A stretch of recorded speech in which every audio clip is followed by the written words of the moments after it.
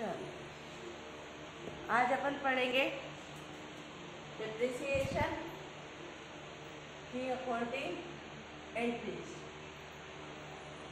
Depreciation की entries आज अपन पढ़ेंगे कि अपन ये देखा कि स्ट्रेट लाइन मेथड से डिप्रिसिएशन कैसे निकाला जाता है, रिड्यूसिंग बैलेंस मेथड से डिप्रिसिएशन कैसे निकाला जाता है। तो आज अपन ये देख लेंगे कि एक्चुअली उसकी रिकॉर्डिंग कैसे होती है।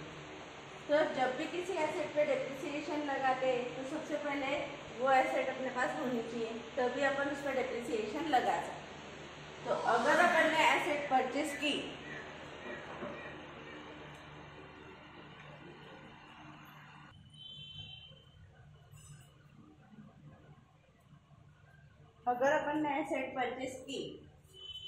तो ऐसी सिचुएशन में बोलो एंट्री क्या होती? इफ एसेट्स परचेस, ठीक है। फर्स्ट एंट्री, सबसे पहले एसेट अपने पास होनी चाहिए तभी अपन डिप्रिसिएशन लगा सकते हैं। तो सबसे पहले एंट्री करेंगे अगर अपन एसेट परचेस कर रहे हैं तो बोलो फिर एसेट परचेस की entry assets account debit, assets account debit, asset आई comes in debit to cash, अगर कैश पेड की है एसेट खरीदने के लिए, ठीक है। तो इन कैश अगर एसेट परचेस की है, इन कैश अगर एसेट परचेस की तो एंट्री करेंगे assets account debit to cash being asset purchase. Second, अगर एसेट क्रेडिट पे परचेस की है, परचेस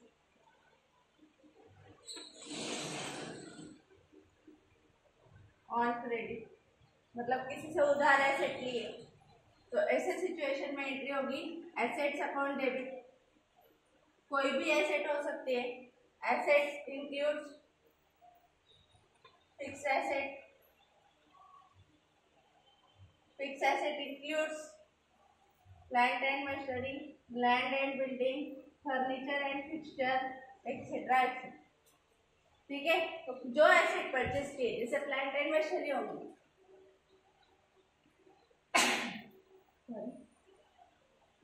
प्लांट एंड मशीनरी होगी तो एंट्री होगी plant and machinery account debit to cash, ठीक है। अगर लैंड एंड बिल्डिंग होगी तो फिर एंट्री होगी land and building account debit to cash account, ठीक है। अगर एसेट क्रेडिट पे परचेस की तो एंट्री करेंगे asset account debit to creditors, या फिर इसको वेंडर्स ऐसा भी बोला जाता, ठीक है। क्या बोला जाता? क्रेडिटर्स या वेंडर। तो तुम लोग तो क्रेडिटर्स ही लिखो, asset account debit to creditors being asset purchase from creditors. Creditors मतलब यहाँ पे दिया देगा if asset purchase from mister X, तो अपन ने किससे परचेस की एसेट? मिस्टर एक्स से, तो एसेट आई कम्स इन डेबिट, और किसने दी? मिस्टर एक्स ने, क्योंकि क्रेडिट पे है तो क्रेडिटर्स का नाम, ठीक है। ये हो गई एसेट परचेस करने के लिए। अगर एसेट को इंस्टॉल करना पड़ा, एसेट को इंस्टॉल करना पड़ा तो उसके लिए जो खर्चा पेड किया वो भी अपन क्या करते हैं? एसेट की कॉस्ट में ऐड कर देते हैं। If installation charges paid, if installation charges paid for asset, तो जिस भी एसेट के लिए इंस्टॉलेशन चार्जेस पेड किए उसमें वो चार्जेस एसेट के अकाउंट में ऐड कर देते अपन, क्योंकि वो कैपिटल एक्सपेंडिचर है। इंस्टॉलेशन चार्जेस ये क्या है? कैपिटल नेचर का खर्चा है, ठीक है। तो ये खर्चा एसेट्स में ऐड कर दिया जाता है, assets account debit to cash account, ठीक है। तो सबसे पहले एंट्री क्या करेंगे अपन? एसेट परचेस करने की। अगर कैश में होगी तो asset account debit to cash, अगर एसेट क्रेडिट पे परचेस की होगी तो asset account debit to creditors. अगर एसेट पे इंस्टॉलेशन चार्जेस पेड के होंगे तो वो कैपिटलाइज किए जाते हैं, एसेट में ऐड किए जाते हैं, तो एंट्री होगी assets account debit to cash, ठीक है। लिखो ये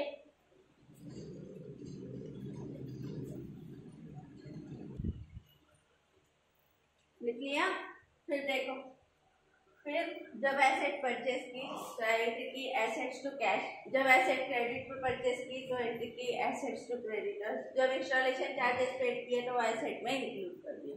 इसके बाद ईयर एंड में अपने को इस एसेट पे क्या डालना पड़ेगा, डेप्रिसिएशन डालना पड़ेगा।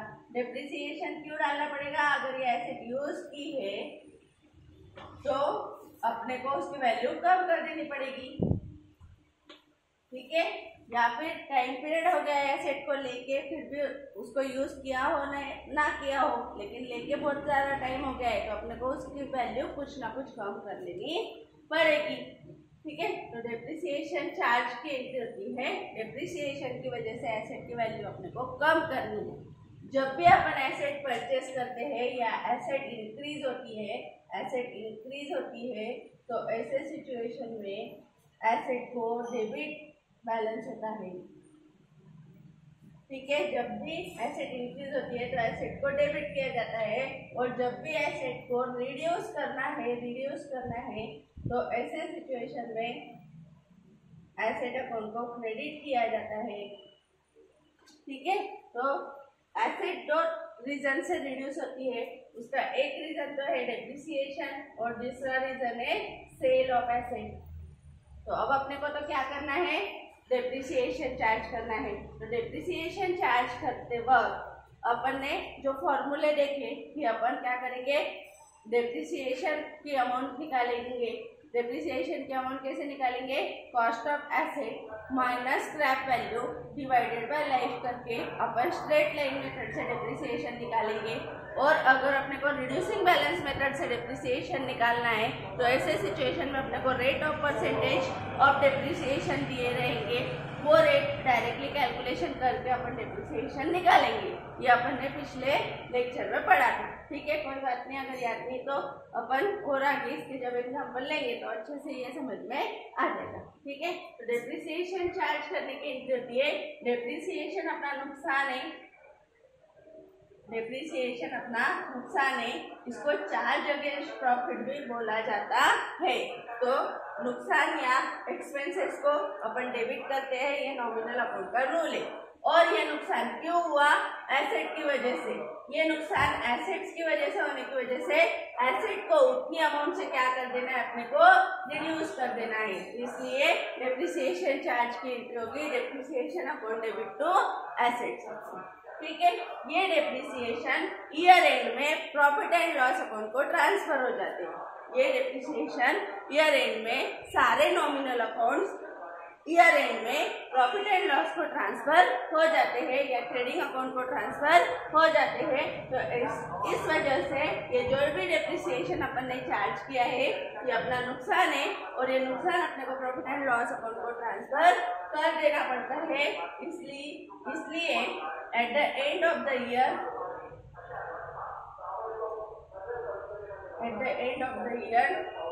depreciation transfer to profit and loss account, ठीक है। तो ऐसे सिचुएशन में डेप्रिसिएशन अगर प्रॉफिट एंड लॉस को ट्रांसफर करना है तो उसकी एंट्री है profit and loss account debit to depreciation, profit and loss account debit to depreciation account, ठीक है। क्या एंट्री होगी, profit and loss account debit to depreciation account, ठीक है। मैम कुछ समझ में नहीं आया तो देखो अपन क्या करेंगे, यहाँ पे इमेजिनरी एक अमाउंट लेंगे, जैसे 1 लाख की एसेट, ठीक है। अपन ने कैश में परचेस की, क्रेडिट में कुछ नहीं, ठीक है। इसको इंस्टॉलेशन चार्जेस कुछ नहीं पेड किए तो अपन लेंगे, ठीक है। एग्जाम्पल में गिवन है इसकी लाइफ 10 ईयर्स, कितनी है 10 ईयर्स, या फिर बोला है कि 10% डेप्रिसिएशन चार्ज करना है। तो एक तो 1 लाख इंटू 10% कर लो, 10/100, तो ये आ जाएगा 10,000 रुपीज। ये आ गया तुम्हारा rate of depreciation, amount of depreciation. 1 lakh में से ये अमाउंट ऑफ डेप्रिसिएशन क्या कर देना है, कम कर देना है, क्या कर देना है, कम कर देना है। ठीक है, ये जितना डेप्रिसिएशन डाला है ये डेप्रिसिएशन अब कहाँ ट्रांसफर कर देना है, प्रॉफिट एंड लॉस को, क्योंकि अपना इस साल का वो नुकसान हो गया एसेट को यूज करने की वजह से। अगर अपन एसेट अकाउंट कैलकुलेट करके देखे या टैली निकाल के देखे तो सबको पता है प्लांट एंड मशीनरी या किसी भी एसेट अकाउंट को कैसे निकालते हैं, और अगर नहीं भी पता है तो अपने को पोस्टिंग सबको आती है। तो एसेट्स अकाउंट की डेबिट में जब एसेट परचेस की तो एसेट अकाउंट की डेबिट में क्या लिखोगे, टू कैश, कितने रुपए, 1 लाख रुपीज। जब डेप्रिसिएशन डाला तो एसेट को क्या हुआ, क्रेडिट, तो एसेट अकाउंट की क्रेडिट में क्या लिखोगे, बाय डेप्रिसिएशन। क्या लिखोगे, बाय डेप्रिसिएशन। कितना रुपीज लिखोगे, 10,000 रुपीज। ठीक है, अगर मैं तुमको बोलूं ईयर एंड में इसको क्लोज करो तो बोलो क्या करोगे, 1 लाख, 1 लाख। कितना एसेट का बैलेंस बचा है, बाय बैलेंस कैरी डाउन 90,000। ठीक है, सेम डेप्रिसिएशन का अकाउंट भी निकलेगा, डेप्रिसिएशन का अकाउंट भी निकलेगा। डेप्रिसिएशन का अकाउंट में क्या होगा, देखो डेप्रिसिएशन पर डेबिट हुआ टू एसेट, कितने रुपए, 10,000। ये डेप्रिसिएशन का ट्रांसफर हो गया प्रॉफिट एंड लॉस को, तो डेप्रिसिएशन को क्या हो गया, क्रेडिट, और transfer to profit and loss account को पोस्टिंग कर लो प्लीज।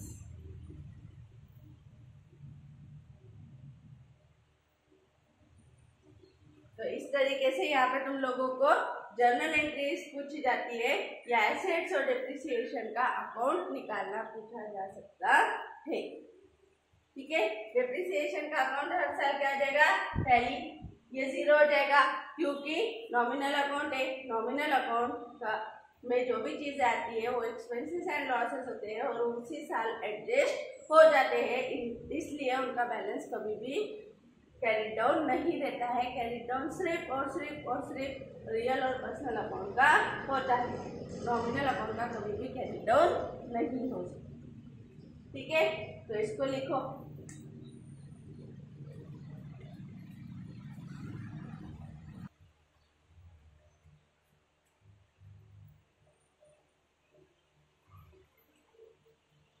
हो गया लिख के। फिर देखो अपन ने एसेट परचेस के ईयर में लास्ट में डेप्रिसिएशन डाला, डेप्रिसिएशन की entry eight the end of the year होती है, तो होती है eight the end of the year होती है, हर साल ये एंड में की जाती है। ठीक है, अब एक ही साल डेप्रिसिएशन डालोगे क्या, जिस साल मशीनरी परचेस की है या एसेट परचेस की है उसी साल डेप्रिसिएशन डालोगे क्या, नहीं। तो सेकेंड ईयर, ये था फर्स्ट ईयर, सेकेंड ईयर जिस साल एसेट परचेस की उस साल ये डेप्रिसिएशन डाला। अब सेकेंड ईयर से हर साल सिर्फ 2 एंट्री करोगे, सेकेंड ईयर से हर साल सिर्फ 2 एंट्री करोगे क्योंकि एसेट ऑलरेडी परचेस हो चुकी है। अब हर साल एंड में अपने को डेप्रिसिएशन चार्ज करना पड़ेगा। फिर सेकेंड ईयर से सिर्फ 2 एंट्री करनी पड़ेगी, जिसमें आएगी first entry depreciation charge,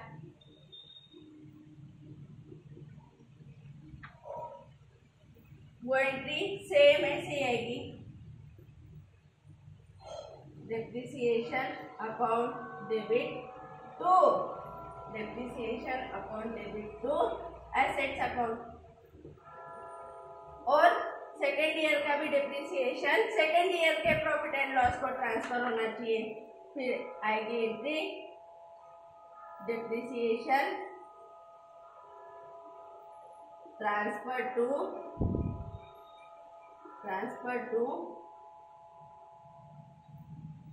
profit and loss account.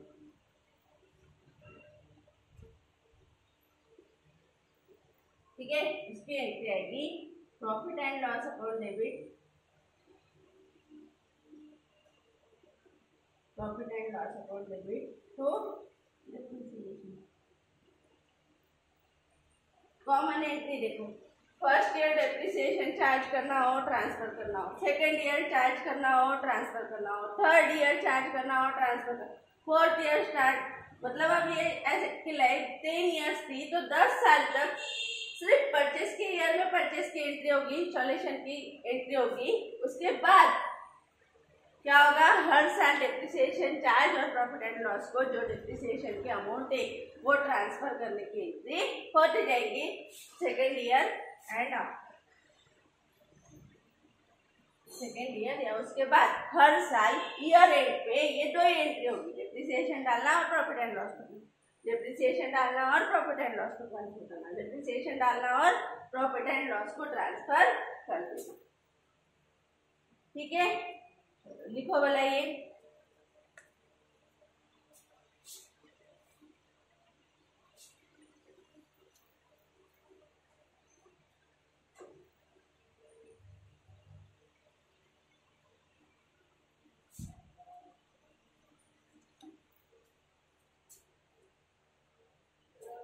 ठीक है, इतना ही डिप्रिसिएशन टॉपिक। लेकिन जब तक पिक्चर में क्लाइमेक्स ना आए तो मजा थोड़ी आता है। ठीक है, तो यहाँ पे भी क्या होता है कि एसेट अपन यूज करते रहते हैं, यूज करते रहते हैं, यूज करते रहते हैं। अपने को लगा 4th ईयर के एंड में एसेट को क्या कर देना, सोल्ड कर देना, एसेट को क्या कर देना, सोल्ड कर देना। तो अगर अपन एसेट सोल्ड कर रहे हैं, ये जो एसेट अपन ने खरीदी थी ये 2, 3, 4 साल यूज करने के बाद अपने को लग रहा है कि ये एसेट अब कुछ काम की नहीं, अपन इसको बेच देते, नहीं कोई तो भी और खरीदेंगे, तो ऐसे सिचुएशन में एसेट सोल्ड कर देते हैं और सेल ऑफ एसेट। अब मेरे को बोलो, plant and machinery sold, entry क्या होगी, plant and machinery sold, entry क्या करोगे, plant and machinery real account goes out credit, है ना, और पैसे आएंगे कैश अकाउंट डेबिट। ठीक है, चेक मिला तो बैंक, कैश और बैंक अकाउंट डेबिट जो भी एग्जांपल में गिवन होगा। ठीक है, कैश और bank account debit to assets account, cash और bank account debit to asset. ठीक है, नरेशन क्या लिखना है, जो ये ऊपर लिख के दे रहे हैं वो। ठीक है, बीइंग सेल ऑफ एसेट, ठीक है, being depreciation charge, being depreciation transfer to profit and loss. ठीक है, तो नरेशन के लिए गड़बड़ नहीं करना, नरेशन हर एंट्री के बाद आएगा ही आएगा। ठीक है, तो यहाँ पे एसेट सोल्ड एंट्री करेंगे, cash account debit to asset. ठीक है, अब अपन ने एसेट कितने की यूज ली थी, बोलो, ये वाली जो एसेट थी वो कितने की ली थी, 1 लाख की। उस पर डेप्रिसिएशन कितने का चार्ज कर दिया, पहली साल 10,000, सेकेंड ईयर 10,000। आज 3rd ईयर की स्टार्टिंग में, 3rd ईयर के स्टार्ट में कितना बैलेंस बचा है, 80,000 का मशीनरी का बैलेंस बचा है। अगर मशीनरी होगी या कोई भी एसेट होगी तो एसेट का बैलेंस अपने पास बचा है 80,000। 80,000 की मशीनरी 80 में बेची तो अपने को कितने पैसे मिलेंगे, 80,000। एसेट सोल्ड 80,000, तो कैश आई 80,000 80। ठीक है, लेकिन तुम लोगों को दिया कि 80,000 की मशीनरी, 80,000 की मशीनरी बेचते वक्त 70,000 में बेची, कितने में बेची, 70,000। तो फिर हो गया सेल एंड प्रॉफिट हुआ कि लॉस, 80 की चीज तुमने 70 में बेची, प्रॉफिट हुआ कि लॉस, लॉस। तो sale of asset and loss. ठीक है, अपन ने 80 की चीज 70 में बेची, तो एसेट तो कितनी गई अपनी, 80,000 की, एसेट तो कितनी गई अपनी, 80,000 की। पैसे कितने मिले अपने को, कैश और बैंक जो भी कुछ होगा, चेक से पैसे मिले या कैश में मिले। ठीक है, तो 70,000 रुपये मिले, मतलब फिर ये क्या आ गया, loss on sale of, loss on sale of asset. ठीक है, ये क्या होगा, फॉर एसेट सोल्ड, एसेट बेची, कैश आएंगी, एसेट जाएंगे। लेकिन लॉस पे बेची तो कैश आएगी, लॉस पे बेची तो कैश आएगी, एसेट जाएगी, लेकिन जो लॉस रहेगा वो अपने को डेबिट में लिखना पड़ेगा। ठीक है, अब जैसे ही लॉस में बेची तो ये लॉस अपने को कहाँ ट्रांसफर करना पड़ेगा, प्रॉफिट एंड लॉस अकाउंट में। ठीक है, फिर एंट्री होगी loss transfer to profit and loss account. ठीक है, लिख लेते loss on sale of asset transfer to profit and loss. अब ये लॉस प्रॉफिट एंड लॉस को ट्रांसफर करना है तो loss profit and loss account के डेबिट में जाता है, या expenditure profit and loss account की डेबिट में जाता है, इसलिए profit and loss account debit to loss on sale of loss on sale of asset. ठीक है, उसके बाद अगर एसेट बेचते वक्त प्रॉफिट पे बेची, मतलब 80,000 की चीज 90 में बेची, कितने में सेल की, 90 में, तो एंट्री क्या होगी बोलो, एसेट अगर 80,000 की एसेट अगर 90,000 में बेची, बोलो, तो अपने को पैसे मिलेंगे, है ना, और पैसा आता है तो सबको समझ में आता है, तो अपन सी एंट्री कर लेंगे ई एसेट सोल्ड एट प्रॉफिट। ठीक है, 80 की एसेट कितने में बेची, 90 में, तो पैसे कितने आए बोलो, कैश अकाउंट या बैंक अकाउंट डेबिट 90,000। एसेट कितने की गई, 80 की थी तो 80 की गई, 90 कर दोगे क्या उसको, नहीं, तो फायदा कितने का हो गया, profit on sale of asset. ठीक है, कितने रुपए हो गया, क्या डेबिट क्रेडिट मैच। ठीक है, तो लॉस हमेशा डेबिट होता है और प्रॉफिट हमेशा क्रेडिट होता है। ठीक है, उसके बाद अब ये लॉस भी क्या करना पड़ेगा, या सॉरी ये प्रॉफिट भी क्या करना पड़ेगा, ईयर एंड में कहाँ ट्रांसफर कर देना पड़ेगा, प्रॉफिट एंड लॉस को। अगर लॉस प्रॉफिट एंड लॉस के कहा जाता है डेबिट में, लॉस को कौन सा बैलेंस होता है, डेबिट बैलेंस होता है, तो लॉस डेबिट है, फिर लॉस को क्रेडिट कर दिया, मतलब ये अकाउंट अब यहाँ ट्रांसफर हो गया, मतलब अल्टीमेटली ये डेबिटेड हो चुका है, ये लॉस दिख चुका है। तो प्रॉफिट को अगर क्रेडिट हुआ है तो ये प्रॉफिट का ट्रांसफर होगा प्रॉफिट एंड लॉस की क्रेडिट में।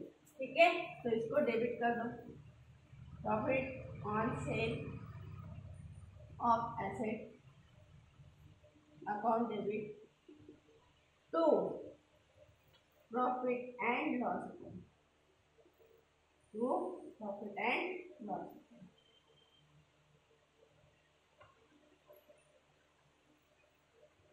Profit on sale transfer to profit and loss. ठीक है, जाएगा 10,000 और 10,000। हमेशा जरूरी क्या 10,000 का प्रॉफिट या लॉस रहेगा, ये जस्ट एग्जाम्पल। ठीक है, तो एसेट अगर बेची तो एसेट को क्रेडिट होता है, देखो एसेट अगर बेची तो एसेट रिड्यूस होती है, कम होती है, उसको क्रेडिट होता है। ठीक है, एसेट बेची, एसेट गई, एसेट बेचते वक्त ऑन कॉस्ट बेची जा सकती है, ऑन कॉस्ट या फिर ऑन बुक वैल्यू कैसे बेची जा सकती है, जो बुक में वैल्यू है वही प्राइस पे। 80 की 80 में बेची, ना प्रॉफिट ना लॉस, 80 के 70 में बेची तो लॉस, लॉस का ट्रांसफर हुआ प्रॉफिट एंड लॉस के डेबिट में। और 80 की 90 में बेची तो अपने को 90,000 रुपए मिले, जबकि एसेट तो अपनी 80,000 की, तो 10,000 रुपए क्या हो गया, प्रॉफिट हो गया। समझ में आया? कोई प्रॉब्लम नहीं? अगर नहीं समझ में आया हो तो एक बार वापस इसको रिपीट करना, और जब अपन एक्चुअल एग्जाम्पल लेंगे तो ये बहुत अच्छे से समझ में आएगा। सिर्फ एक क्या आ रही है, ये ध्यान रखो, और क्यों आ रही है, मैंने क्या एक्सप्लेनेशन दिया है, ये ध्यान रखो। ठीक है, जब भी ये एग्जिस्ट करूँगी बार बार एक्सप्लेनेशन दूंगी, वो भी कोई इश्यू नहीं है, पर एक बार देख लीजिए।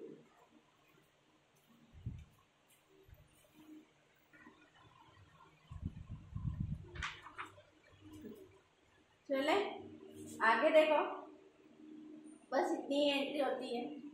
सिर्फ एक नोट याद रखने की जरूरत है। देखो, at the time of sale, Hindi में लिख दो, एसेट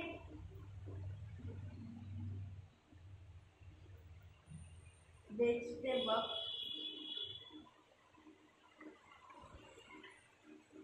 एसेट बेचते वक्त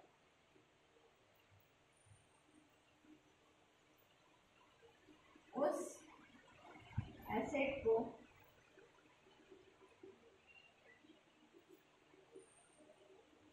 ड्यूरिंग द ईयर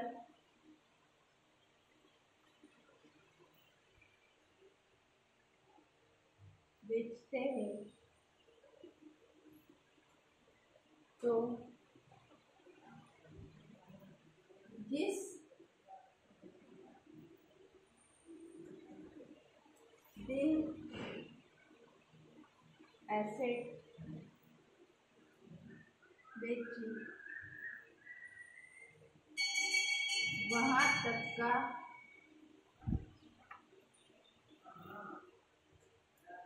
डिप्रिसिएशन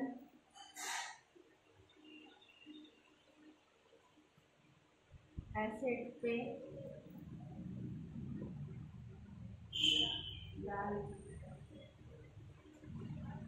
डालने के बाद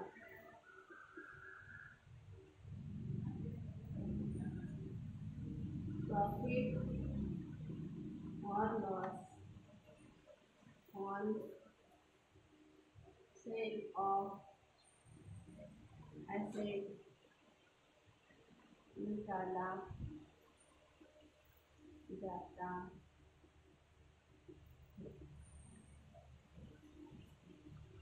ठीक है। जैसे कि मैम, जैसे कि देखो यहाँ पे मैंने क्या बोल दिया कि मैंने थर्ड ईयर के स्टार्ट में 80,000 की एसेट थी, 80 की 80 में बेची, या 80 की 70 में बेची, या 80 की 90 में बेची। ठीक है, लेकिन अगर ये 1/4/2017 था थर्ड ईयर, ठीक है, मैंने इस एसेट को बेचा होता 1/10/2017, तो मैंने इस पर्टिकुलर फाइनेंशियल ईयर में, ये फाइनेंशियल ईयर कब से स्टार्ट हुआ था मेरा, 1/4/2017 से। कब से स्टार्ट हुआ था, 1/4/2017 से। अब मैंने ये एसेट कब बेची, 1/10/2017। कब बेची, 1/10/2017। मतलब मैंने इस एसेट को इस साल में कितना टाइम यूज किया, 6 महीने। तो जब मैं एसेट बेचूं और ये प्रॉफिट लॉस कैलकुलेट करूं, तब मैंने 6 महीने का डिप्रिसिएशन डालने के बाद जो वैल्यू बची है उसको सेल प्राइस से कंपेयर करना चाहिए। मतलब 80,000 की ओपनिंग, ठीक है। अब जब मैंने बेची, ऐसा मेरे को गिवन एग्जांपल में, तो मैंने 6 महीने का 80,000 पे डिप्रिसिएशन पहले चार्ज करना चाहिए। क्या करना चाहिए, 80,000 पे 6 महीने का डिप्रिसिएशन पहले लगा देना चाहिए। बोलो 80,000 पे 6 महीने का डिप्रिसिएशन कितने रुपए आएगा, 10% दिए हुए थे, या 10 ईयर लाइफ थी, 0 ठीक है, 1/2, 0/0। बोलो कितना डिप्रिसिएशन आया, 400 रुपये। कितना डिप्रिसिएशन आया, 400 रुपये। तो मैंने क्या करना चाहिए, 80,000 में से पहले 400 रुपये लेस करना चाहिए, उतनी amount as a depreciable value बतानी चाहिए। मैंने कुछ गलत कर डाला है, 4,000 आना चाहिए, नहीं है 60,000 ले डाला था, 80,000, ठीक है 4, ठीक है। अब 80,000 में से मैंने पहले क्या करना चाहिए, 4,000 लेस करना चाहिए, काय के नाम से, डेप्रिसिएशन के नाम से। फिर इसके लिए मैम डेप्रिसिएशन चार्ज की एंट्री होगी, हाँ होगी। 1/10/2018 को तुमको सबसे पहले सेल की एंट्री न करके क्या करनी पड़ेगी, एंट्री डेप्रिसिएशन चार्ज की एंट्री करनी पड़ेगी। 6 महीने का डेप्रिसिएशन पहले एसेट पर लगाना पड़ेगा। फिर डेप्रिसिएशन लगाने की एंट्री क्या होती है, डेप्रिसिएशन लगाने की एंट्री क्या होती है, depreciation account debit to asset account, ठीक है। फिर ऐसी केस में 1/10/2017 को सबसे पहले एंट्री होगी depreciation account debit to asset account, depreciation account debit to asset account, और अमाउंट आएगी 4,000 और 4,000, ठीक है। मतलब 1/10/2017 को तुम्हारा बैलेंस एसेट का कितना हो गया, 1/4/2017 को एसेट को डेबिट कितना था, 80, 4,000 रुपए डेप्रिसिएशन एसेट को क्रेडिट कर दिया, मतलब एसेट कम हो गई, 80 में से 4 गए, कितने बचे, 76। अगर मैं तुमको बोलूं कि एसेट 80,000 में बेची गई, एसेट 80,000 में बेची गई, तो प्रॉफिट हुआ कि लॉस, प्रॉफिट हुआ। अगर तुम्हारी एसेट 1/10/2017 को 80 की जगह 80,000 में से 4,000 लेस करने के बाद भी 80,000 में बेची गई, तो तुमको प्रॉफिट कितना हुआ है, 4,000 का, क्योंकि तुम्हारा एसेट का बैलेंस कितना दिख रहा था, 80,000 माइनस 4,000, क्या दिख रहा था, 80,000 माइनस 4,000, 76,000 रुपीज तुम्हारा बैलेंस दिख रहा था, और तुमको मिल गए कितने पैसे, 80,000 रुपीज। तो तुम एंट्री क्या करोगे, कैश, ये एंट्री होगी, कौन सी वाली, ये देखो, फिर यहाँ पे एंट्री होगी कैश अकाउंट डेबिट 80,000, एसेट कितने की गई, 76,000, और प्रॉफिट 4,000, ठीक है। फिर ये प्रॉफिट कितना ट्रांसफर होगा,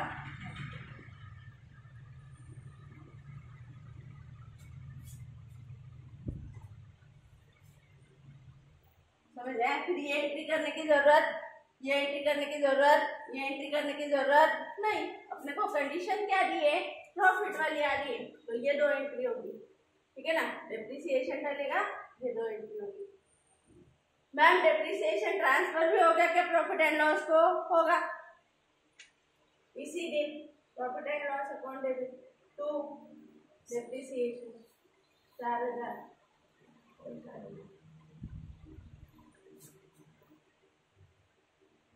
ठीक है।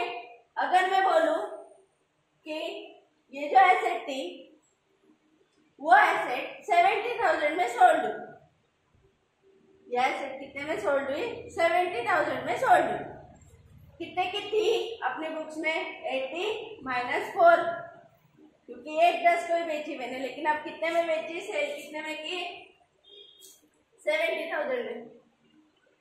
76,000 की एसेट अगर मैंने 70 में बेची, ठीक है, तो मेरा लॉस कितना हुआ, बोलो बोलो, 6,000, कैश कितनी आई, 70,000, एसेट कितने की थी, 76, और लॉस कितने का हुआ, 6,000। एक दिन में ये चीज ध्यान में नहीं आएगी, एटलीस्ट एक दो बार ये लेक्चर करना पड़ेगा, तब ये समझ में आएगा। ये मोस्ट डिफिकल्ट टॉपिक है, बहुत सारे टीचर मतलब स्टूडेंट इसको और में छोड़ देते हैं, ठीक है। तो है अच्छा ट्रिकी टॉपिक, ये अपना लॉस हुआ, loss upon profit and loss को ट्रांसफर कर देंगे। तो इसमें ये नोट कि जब एसेट बेच रहे हैं और वो चलते हुए साल में बेचे हैं, तो ऐसे सिचुएशन में जहाँ तक उस एसेट को अपन ने अपने अकाउंटिंग ईयर में यूज किया है, वहाँ तक का डेप्रिसिएशन डालने के बाद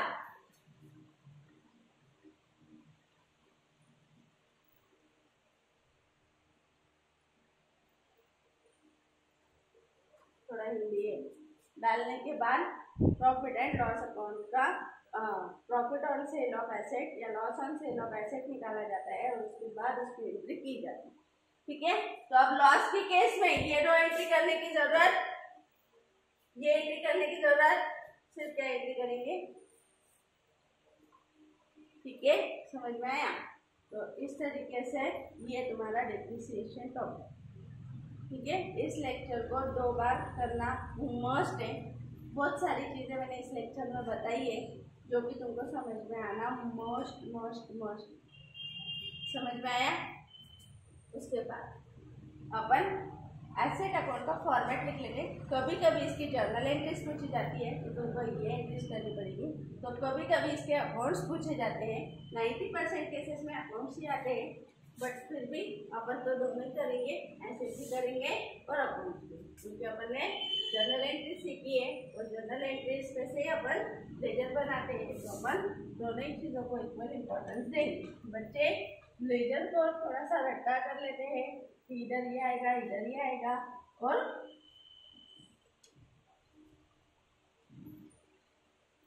ठीक है।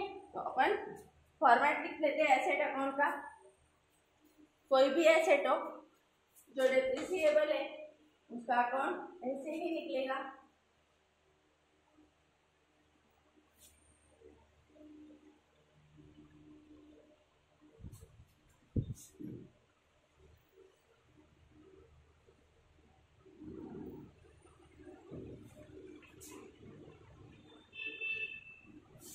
लेजर सबको ड्रॉ करते आता है।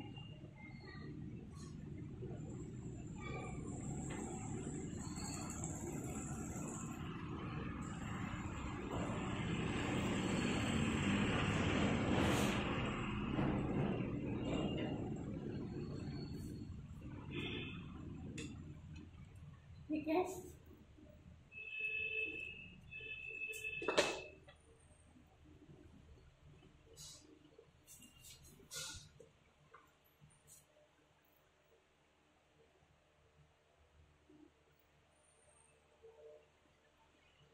डेप्रिसिएशन अकाउंट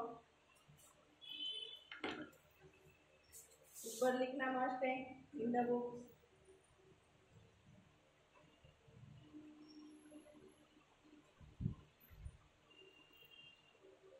ठीक है, डेप्रिसिएशन अकाउंट, सॉरी पहले मशीनरी अकाउंट निकाल लेते हैं या एसेट अकाउंट निकाल लेते हैं। पहले एसेट्स अकाउंट निकाल लेते हैं। ठीक है, डेट पर्टिकुलर, पहले अमाउंट, डेट पर्टिकुलर, पहले अमाउंट। ठीक है, फिर जब एसेट परचेस की तब एंट्री आएगी। देखो क्या एंट्री की थी अपन ने, एसेट परचेस की एंट्री, asset account debit to cash. Cash आएगा, बैंक आएगा, या तो क्रेडिट पे परचेस की होंगी तो क्रेडिटर्स का नाम, जो भी वैल्यू होगी। एट द एंड, ईयर के एंड में, बाय डेप्रिसिएशन, क्या चार्ज होगा, depreciation from date of purchase to year end. कहाँ से कहाँ तक का डेप्रिसिएशन लगाना है, जब से परचेस की वहां से तो एंड तक। अगर परचेस की एसेट 1/4/2019 को, तो ईयर एंड कब आएगा, 31/3/2020। तो कितने दिन का डेप्रिसिएशन लगेगा, 12 मंथ का। अगर परचेस यहाँ है और एंड यहाँ है, ईयर एंड। सेकेंड केस में क्या हो सकता है, अगर एसेट परचेस की 1 जुलाई 2019 को ठीक है, तो ईयर एंड कब आएगा? 31/3/2020। ठीक है, ईयर एंड चेंज होगा क्या किसी भी केस में? नहीं, खरीदी की टाइम लिमिट अलग हो सकती है। तो ये कितने महीने आ गए? जुलाई, अगस्त, सितंबर, अक्टूबर, नवंबर, दिसंबर, जनवरी, फरवरी, मार्च। ठीक है, तो 1 2 3 4 5 6 7 8 9। तो डेप्रिसिएशन कितने महीने का आएगा? 9 महीने। अगर मैंने एसेट 1 अक्टूबर को परचेज की, 1/10/2019 को, तो ईयर एंड कब आएगा? 31/3/2020। अक्टूबर, नवंबर, दिसंबर, जनवरी, फरवरी और मार्च, कितने महीने हुए देखो? 6 मंथ। 1 अक्टूबर है, 1 अक्टूबर है। अगर 30 अक्टूबर होता तो, या 31 अक्टूबर होता तो मंथ एंड है, फिर 5 ही महीने आते थे। 31 अक्टूबर होता तो 5 ही महीने आते थे। ठीक है।